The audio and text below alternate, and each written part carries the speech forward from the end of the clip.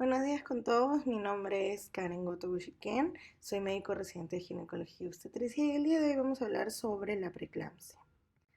Entonces, el contenido de la exposición en sí van a ser los objetivos de la exposición, una breve introducción, luego vamos a evaluar los factores de riesgo para poder tenerlos siempre en cuenta, el manejo de la preeclampsia y por último unas conclusiones. Entonces, ¿cuál va a ser el objetivo? Básicamente entender qué es la preeclampsia, poder identificar los factores de riesgo para tener una adecuada prevención de las complicaciones que ésta nos pueda traer y poder reconocer justamente los signos de alarma. Entonces, para saber qué es la preeclampsia, primero tenemos que entender que la preeclampsia es uno de los 4 casos, por así decirlo, de la enfermedad hipertensiva del embarazo. Esta es la enfermedad hipertensiva del embarazo y dentro de la enfermedad hipertensiva del embarazo podemos tener 4 distintos episodios. ¿Okay? Entonces, el primero va a ser la hipertensión gestacional, ¿ya? Luego vamos a tener los casos de preeclampsia, luego podemos tener ya una hipertensión crónica y por último una hipertensión crónica más una preeclampsia sobreagregada. Entonces, ¿cómo puedo identificar cada uno? Aquí tenemos un cuadro que se los voy a explicar. Siempre tenemos que tener en cuenta antes que todo la edad gestacional. Es importante saber en qué momento del embarazo nos encontramos. ¿Por qué? Porque si tenemos a una gestante que tiene menos de 20 semanas y tenemos justamente un episodio de presión alta, podemos estar ante un caso de hipertensión gestacional transitoria del embarazo o una hipertensión crónica, es decir, que ya es una hipertensión que viene desde antes. Si tenemos a una gestante de ya 20 semanas o más, entonces ahí es donde podemos mencionar que estamos ante un caso de hipertensión gestacional propiamente dicha o un caso de preeclampsia, ¿ya? Y doctora, ¿cómo es que puedo identificar cada uno? A través de ciertos estudios que se van a hacer, como en este caso la proteinuria. ¿Qué es la proteinuria? Lo que vamos a hacer, bueno, en nuestra realidad acá en el Perú es, vamos a recolectar nuestra orina en una botella por 24 horas. Esto lo vamos a mandar a estudio y si sale positivo significa que estoy ante un caso de preeclampsia y si en todo caso sale negativo ante un caso de hipertensión gestacional. Entonces, ¿qué tenemos que tener en cuenta? Primero, las enfermedades hipertensivas del embarazo van a ser una de las complicaciones más frecuentes y al mismo tiempo más graves del embarazo, ¿ya? Van a complicar alrededor del 10% de las gestaciones a nivel mundial. Que tener en cuenta que por la preeclampsia 76.000 mujeres y 500.000 bebés mueren al año a nivel global. Y en el caso del Perú, la incidencia va a oscilar entre un 5 a 7%. Que tener en cuenta que en el Perú, el 22.7% de casos de preeclampsia van a terminar en muerte materna, siendo esta la segunda causa de muerte materna en el Perú. Y en el ámbito urbano va a constituir el 26.1%. Entonces, ¿qué factores de riesgo tenemos para siempre tenerlo más en cuenta o en todo caso al identificarlos, saber que tenemos que hacer un control mucho más estricto? Factores demográficos como la edad materna extrema, tanto mayores de 40 años como adolescentes, siempre es un factor que tenemos que tener en cuenta. La raza afroamericana y un estatus socioeconómico bajo. Luego, en cuanto a temas sobre la gestación actual, saber si es una gestación múltiple, o sea, si es más de un bebito, si esta es mi primera gestación, si por ejemplo yo ya he tenido bebitos y este bebé es de una nueva pareja, si he tenido un periodo de embarazo entre embarazo mayor de 10 años o menor de 2 años, si estamos ante un caso de enfermedad trofoblástica gestacional, que es otro tipo de enfermedad, o si estamos ante una ganancia excesiva de peso, y en el caso de estudios de ecografía evaluamos la arteria uterina. Entonces, dentro de la arteria uterina tenemos uno de los estudios que se llama el IP. Si el IP es mayor del percentil 95, también es un factor de riesgo para esta enfermedad. Entonces, ¿para qué son estos factores de riesgo? Justamente para estar con un manejo mucho más estricto y poder evaluar los signos de alarma. Entonces, doctora, ¿cuáles son los signos de alarma que yo tengo que tener en cuenta? En primer lugar, siempre va a ser la toma de presión arterial. Sin una toma de presión arterial adecuada, no podemos hacer el diagnóstico. Entonces, más adelante les voy a enseñar una imagen que les va a ayudar mucho a poder graficar la toma de presión arterial, pero ¿cuándo hacemos el diagnóstico de la preeclampsia? Cuando tenemos una presión arterial mayor a 140/90, en muchos casos lo toman como 14/9, en al menos 2 tomas, o sea, tenemos que tomar la presión por lo menos 2 veces y en un periodo separado mayor a 4 horas. Entonces, muchas veces las pacientes dicen, doctora, ¿por qué me hace quedar tanto tiempo en la emergencia? Doctora, ¿por qué me tengo que hospitalizar? Y es justamente por eso, porque para poder hacer el diagnóstico, yo necesito tomar la presión por lo menos 2 veces en un periodo separado de 4 horas. Entonces, con eso recién nosotros hacemos el diagnóstico de una enfermedad hipertensiva del embarazo. ¿Cómo sé si estoy ante un caso de preeclampsia o un caso de enfermedad de la gestación? Es a través del estudio de las proteínas en orina y por eso es que hacemos recolectar la orina por 24 horas. Y en todo caso, ¿cómo sé cuando ya tengo preeclampsia cuáles son los signos de alarma? Justamente acá se los menciono en la tabla. ¿Y por qué es importante? Porque basta con tener solo uno para yo ya poder clasificar la preeclampsia, que era una preeclampsia sin criterios de severidad, o una preeclampsia ya con criterios de severidad. Entonces, ¿cuáles son?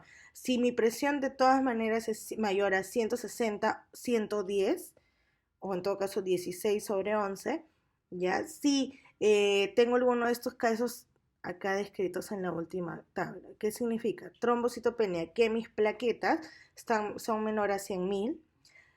Si tengo una insuficiencia renal, que eso se va a evaluar a través de la creatinina con el valor de 1.1. Ya, si tengo alteración a nivel hepática, que también se va a evaluar con exámenes de laboratorio, y depende si de cada evaluador o de cada guía que se esté siguiendo, si es que tengo edema de pulmón o una alteración a nivel cerebral, es decir, por ejemplo, si comienzo a ver lucecitas, si me duele intensamente la cabeza, si comienzo a escuchar un zumbido. Entonces hay que tener en cuenta que todos estos los que les estoy mencionando son signos de alarma. ¿Por qué? Porque esto inmediatamente nos va a llevar a una preeclampsia que era leve, por así decirlo, o una preeclampsia severa. Hay que tener en cuenta que siempre tenemos que tener el factor de presión. Muchas veces las pacientes vienen, doctora, estoy escuchando un zumbido, pero la presión está totalmente normal. O en todo caso, sí, la presión está normal, pero no tenemos ninguno de estos síntomas o signos de alarma. Entonces eso nos ayuda a poder clasificar una preeclampsia leve o sin signos de severidad a una preeclampsia con signos de severidad. Entonces, el manejo, ¿cómo va a ser? Como les decía, en primer lugar, siempre la adecuada toma de presión arterial. Nosotros tenemos que estar sentadas en una posición adecuada, ambos brazos a nivel del corazón y por lo menos haber reposado 10 minutos. Eso es importante para que la paciente, para poder tomar una adecuada toma de presión arterial. Y la toma de presión tiene que ser en ambos brazos. Y luego, justo lo que les mencionaba, para poder evaluar bien los signos de alarma necesitamos pedir exámenes auxiliares.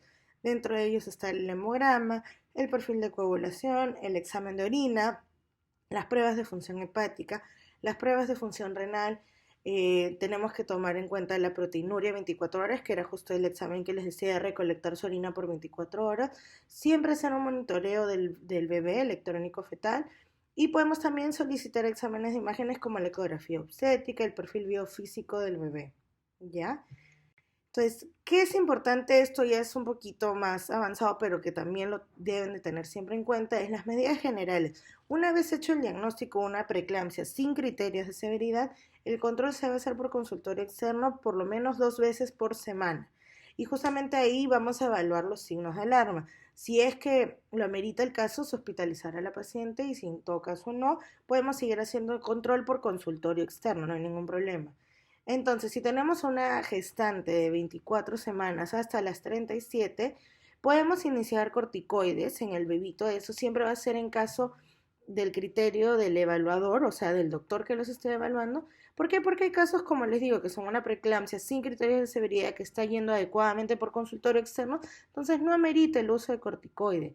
En cambio, si sí tenemos de repente una paciente que está con una preeclampsia sin criterios de severidad, pero tiene muchos factores de riesgo, al mismo tiempo se presenta uno que otro signo de alarma, entonces siempre es importante por eso el estudio de daño del órgano blanco, es decir, de todos los órganos que les he mencionado anteriormente, el cerebro, el pulmón, el hígado, para justamente poder evaluar si iniciamos corticoide o no y siempre, como les decía, el bienestar del bebito.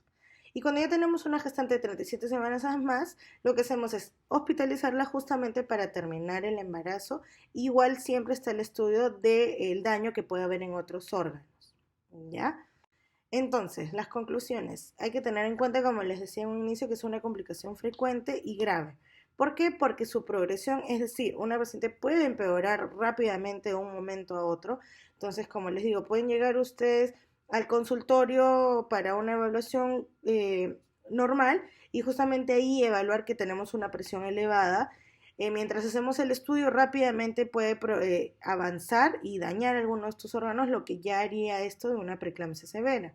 Entonces, por eso es muy importante poder identificarlo, poder hacer un manejo y que ustedes entiendan esta enfermedad y evaluar sus signos de alarma. Hay que entender que el manejo expectante hasta las 37 semanas es lo ideal tanto para la mamá como para el bebito para un adecuado desarrollo del bebé, pero en manejo expectante justamente nos referimos a un adecuado control, que la paciente entienda que por lo menos 2 veces a la semana tiene que ir por consultorio, enseñarle a tomarse la presión, saber identificar los signos de alarma. Y un punto importante es la vía del parto. Siempre cada paciente se va a evaluar de forma individualizada. ¿Por qué? Porque tenemos que evaluar cuál va a ser la mejor vía del parto para ella y para el bebito. Si estamos ante un caso de preeclampsia sin criterios de severidad, que ha hecho adecuadamente sus controles, la presión está bien manejada, la vía del parto puede ser tranquilamente vía vaginal, pero obviamente si estamos ante una paciente con signos de alarma, con factores de riesgo, lo ideal va a ser terminar el embarazo lo más rápido posible y muchas veces esa es la cesárea.